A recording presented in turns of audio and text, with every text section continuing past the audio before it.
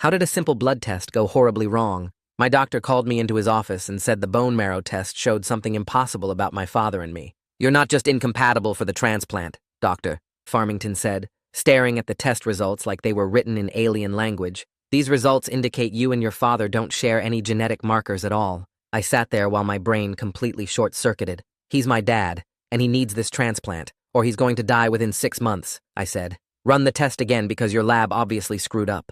Doctor. Farmington shook his head and pulled up more results on his computer. We ran it 3 times. We also compared your DNA to your mother's sample from last week. Neither of your parents are biologically related to you. The room started spinning, and I grabbed the chair arms like I was on a crashing plane. Are you telling me I'm adopted?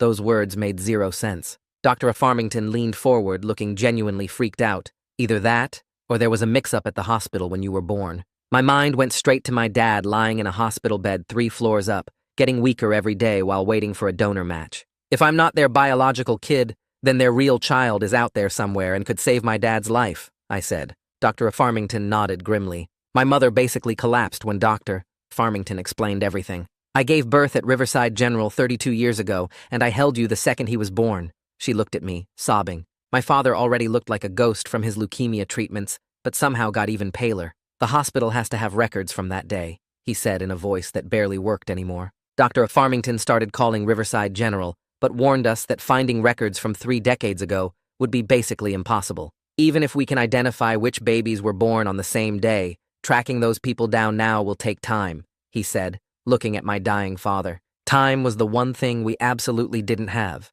I spent the next 2 days in the creepy basement of Riverside General, digging through boxes of old files with some records coordinator who kept complaining about her allergies. The hospital had barely digitized anything from the 90s, so we were searching through nasty paper documents that smelled like someone died on them. Here's the nursery log from your birth date, she said, sliding over this ancient binder. According to the log, only 3 baby boys were born within 12 hours of each other that day. One died as a baby, according to a note scribbled in the margin. Another family moved to Japan when the kid was 2. That left one name, Oscar. No last name because water damage had destroyed that part of the form, but there was a partial address pointing to the suburbs. Finding Oscar took me down an insane rabbit hole of property records and old phone books until I found a high school yearbook from the right time period. The second I saw his senior photo, my legs nearly gave out. He looked exactly like my dad at 18 down to every tiny detail. Same weird nose that curved slightly left, same heavy eyebrows that looked like caterpillars,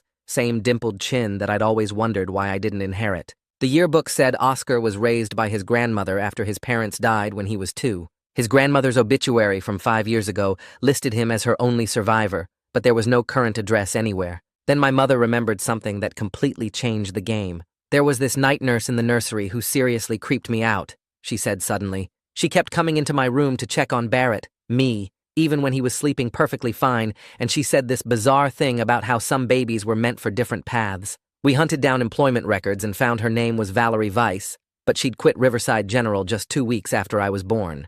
The records coordinator found her personnel file and it was full of red flags. 3 disciplinary notes the week before my birth for being in restricted areas, asking weird questions about specific families, and the last note